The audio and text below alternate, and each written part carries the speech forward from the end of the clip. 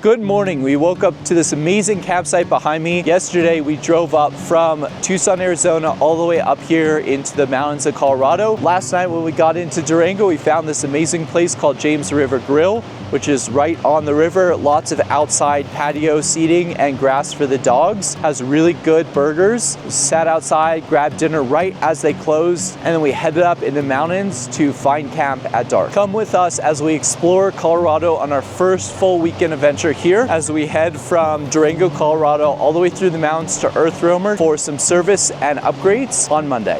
All right, Nia, go to shore. Go, go, go, go, go. We're definitely feeling it. We both have a little bit of a headache. So someone in a car just rolled down their window and told me they just saw a big moose. This drive has been unbelievably epic. Wow, wow, wow. We've kind of lost all power on climb. 6 codes found.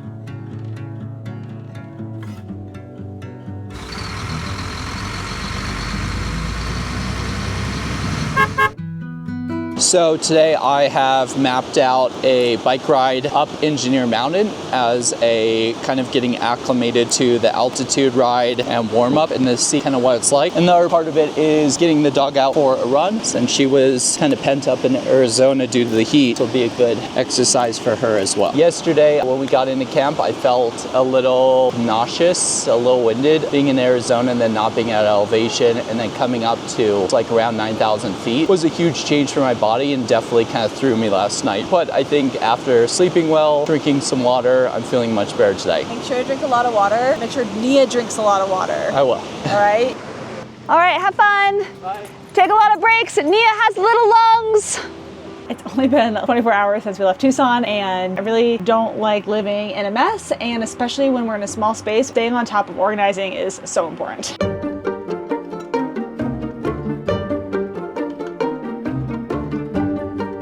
It only took about 10 minutes. And the nice thing about living in a small space is that things don't take very long to clean up, even though they get kind of messy. For breakfast this morning, I'm gonna do some pumpkin bread we bought at a local bakery in Tucson, and an iced chai tea latte. We bought this little ice cube set and a little box you can put them in, which means we can have iced drinks whenever we want.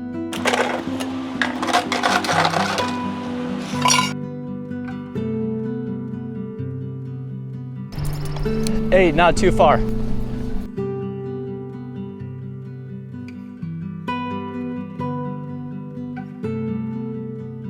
Porter and I are going for a little walk this morning as well.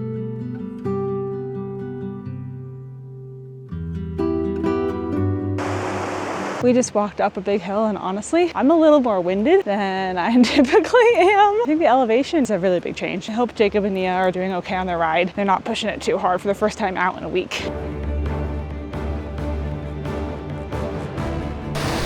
Good girl. Go for it. Go. Let's go. Nia, come here.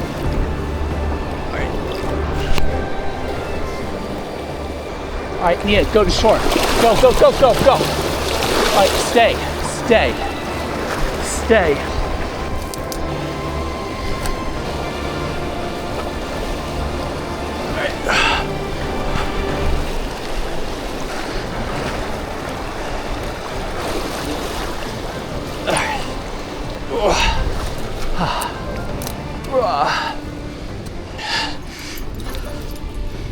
A few minutes ago, as I've been walking, I got a text from Jacob's bike Garmin that said, everything's okay, just checking in. We got Jacob this Garmin because we don't really know the trails out here, and we're kind of like out by ourselves, right? No one like really knows exactly where we are, and so the Garmin allows us to like keep tabs on each other when we go out for any like solo adventures. You can't really text on the Garmin. My impression is that there's like some pre-typed out messages that you can just like click on and hit send. So I have no idea why he sent me that message. We're at the 2-hour mark that he said he'd probably be back by, and so maybe it's just letting me know that he's not gonna be back by the 2-hour mark, but not to worry. Maybe he fell but didn't alert me, because I think it's supposed to alert me when he falls, and then he sent the message anyway in case I got the fall alert. I don't know.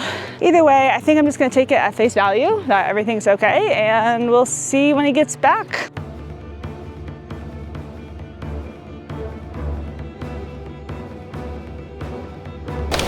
On me. Let's go. All the way. Go, go, go, go, go, go, go, go, go, go, go, go. So someone in a car just rolled down their window and told me they just saw a big moose about 100 yards from here on the right. It went down to the stream a little bit, but he said it kind of came at his car. I honestly have no idea what to do about a moose. I know that they're big. I know that they can be dangerous because they're so big. So I think that we'll just take it easy, keep our eye out, and hope that we don't get charged by a moose, I guess. Yikes. Probably should do some more like animal research now that we're out here in the woods a little bit. I legitimately just got spooked by a giant pile of logs. I have no idea what I'm doing out here. I think my best move is just to get back to the EarthRoamer as soon as I can. Is that the best advice? Just like hide from it? You can go under a car or in a car. Okay. I've honestly never seen them hiking. Really? I've seen black bear out here, but they kind of just scatter. Yeah? They run away. All right, well, I'm camping down here, so thank you for the escort. Be careful. Thank you. Have a good day. Nice to meet you, Derek. Oh my God.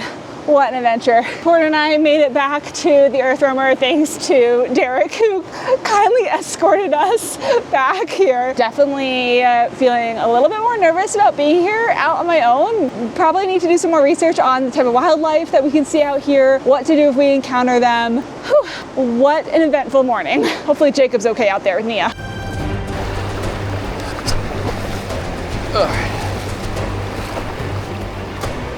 Stay. Come here. Come here. This is not a game. Come here. Oh, come here. All right, there you go. Go to shore. Go to shore. Go. Good girl. Good girl. Good job, Nia. Hey, bunny.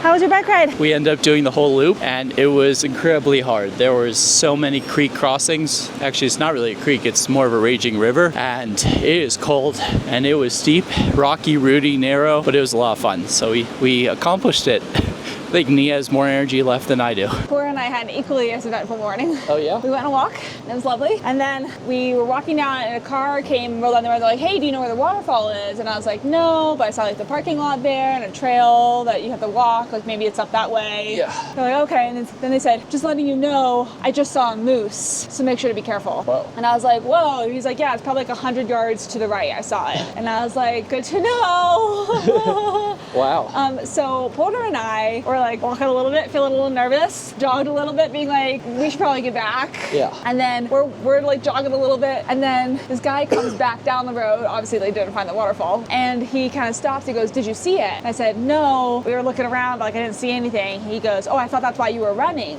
because you saw it. And I was like, no, I was just kind of feeling nervous, like maybe I should get back. He goes, it was like just behind you. And I was like, what? He goes, yeah, I thought you were running from it, because I came around the corner and I saw it, and then I saw you down the road. And I was like, oh my God, what? That's crazy. Great. He goes, yeah, it's probably like 1,200 pounds. Yeah. Or something like that. It's time to leave camp, and our exit strategy is Jacob backing up the hill because of a tight turn at the very top.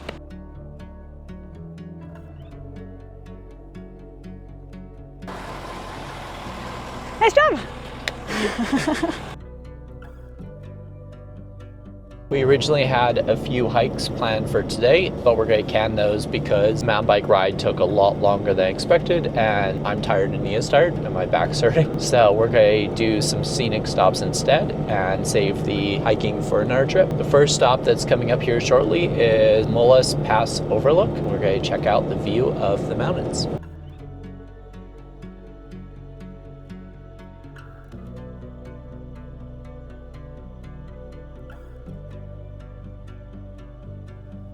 Mullis Pass is at nearly 11,000 feet in elevation, Which and I think is the highest in elevation I've ever done. it's quite up there, and the views are incredible, and it's just an easy pull off from the road. Being at this high of elevation we're definitely feeling it. We both have a little bit of a headache, but worth it for these views. Absolutely, couldn't agree more. So far, we love Colorado, and we're just getting started. We are heading to Twin Lakes tonight to camp. If you've been following along our bicycle saga, While we were in Tucson, we were able to get the wheels trued up on Alyssa's bike. The pieces from One Up came, we added them to the rack, but on the highway through New Mexico, one of the top plastic pieces ended up getting loose and flying away. Unfortunately, couldn't find it, it was gone. So we ordered more, overnighted them to our hotel. We also wrote an email to One Up today. For whatever reason, we're having trouble with this Super Duty. So hopefully One Up has some ideas, but we'll keep you in the loop as we try to sort through why we're having so many problems with this rack. By the time we're done with this rack project, we are going to be truly experts in how to carry bicycles on the EarthRoamer.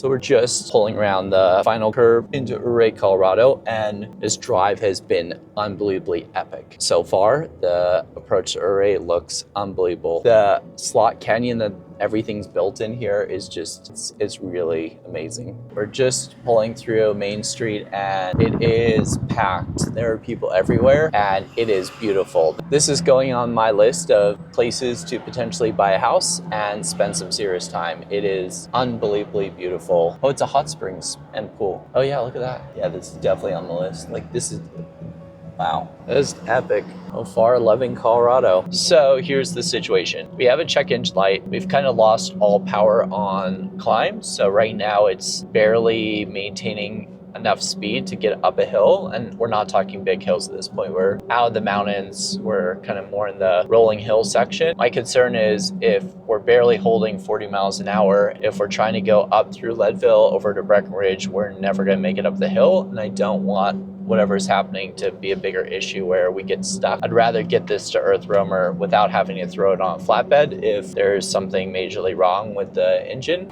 Trying to read the code.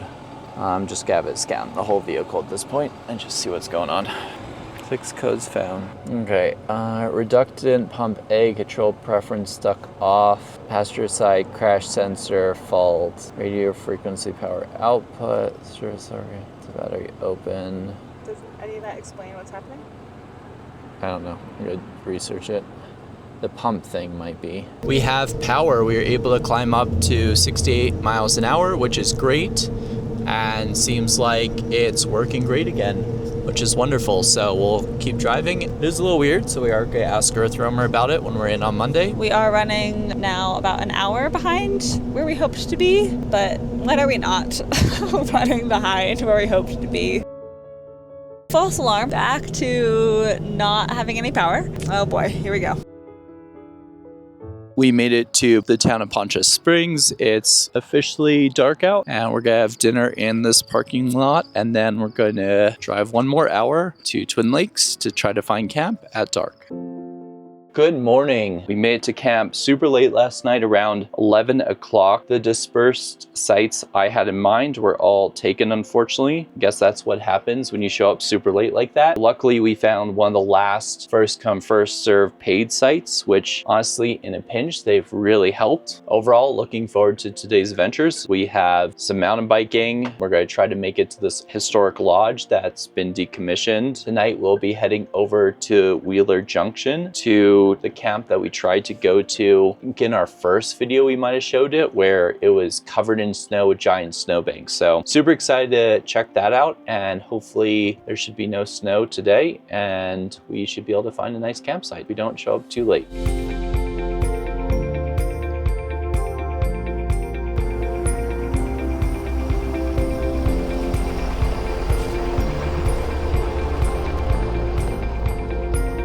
We're here at Interlochen down at the lake, and we're gonna take the Interlochen loop. I'm feeling pretty tired today, so we'll see how far we get. Hopefully we can make it to the resort. So power through and be strong, like all the miles.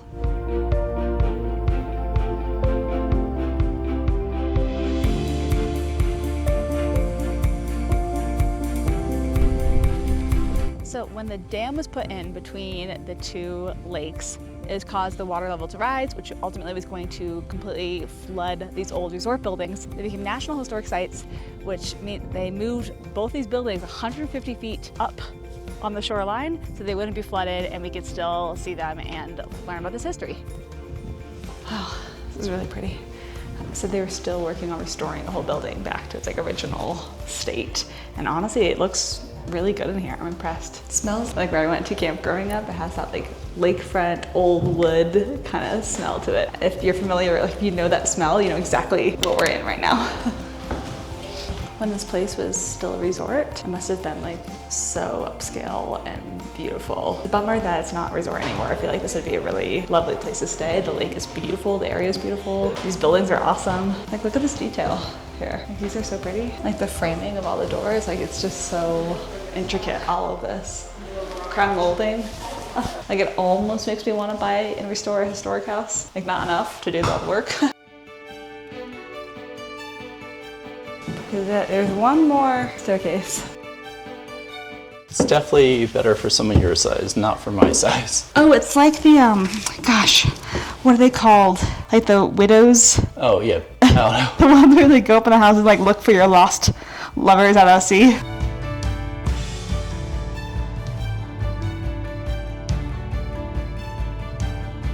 Yeah, look at the door hinges. Oh, those are pretty. Oh, they got some paint on them. Classic. It's hard to do. It's good I'm wearing my helmet. I just banged my head on the ceiling. The staircase is not made for someone who's 6'5".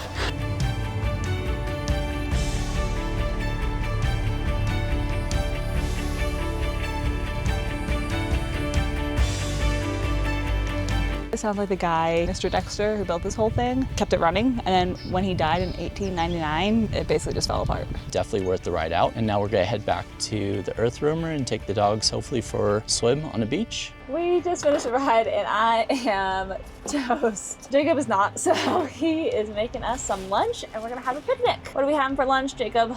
We are having tuna salad sandwiches with some sprouts and tomato and avocado and lettuce. Yum, yum, yum. Yum, yum, yum. People are gonna come at you in the comments being like, that's not safe. Yeah, super dangerous. Beautifully gourmet made by Jacob. Delicious.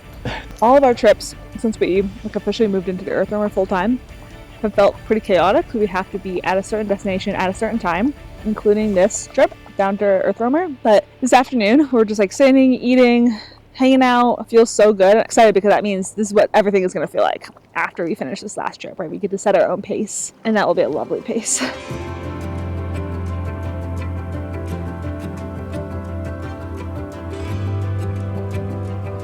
We're heading out from Twin Lakes. We're gonna go through Leadville, which is a town we've always wanted to check out briefly, and then we're heading over towards Wheeler Junction, Copper Mountain, where we have a camp we are gonna try to get to this time. So let's see how the journey goes. Hopefully we can find camp. We are leaving a bit earlier today and there will be no snow like last time.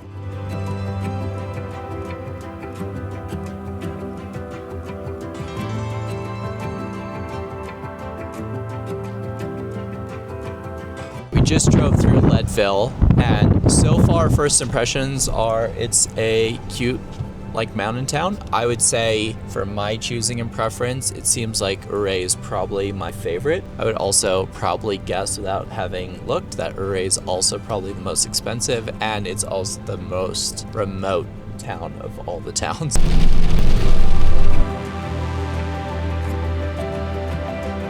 So we decided to head closer to Denver to find a camp in a town called Idaho Springs because we're still having the power issue. So our hope was that we could get closer so we cut the drive time down and make it a little easier to get there. We'll see if that is indeed the case. The Garmin is telling us to go somewhere that doesn't exist. Maybe I could loop around at the next place. Because if this camp doesn't actually exist. We're going to Denver.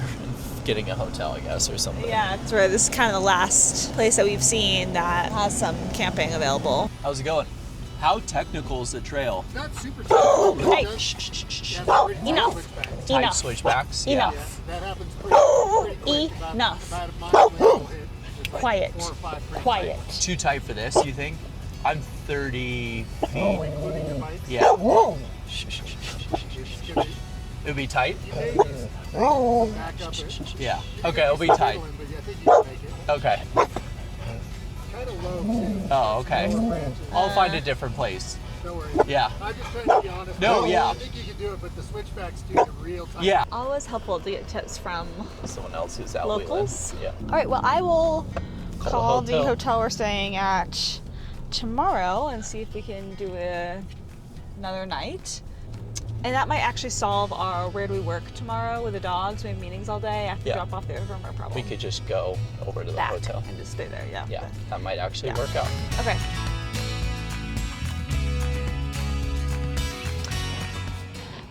We made it to our hotel.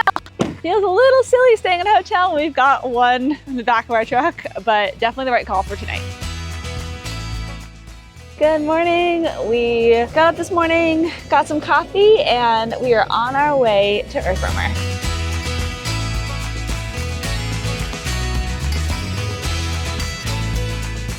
We made it. See you in a week.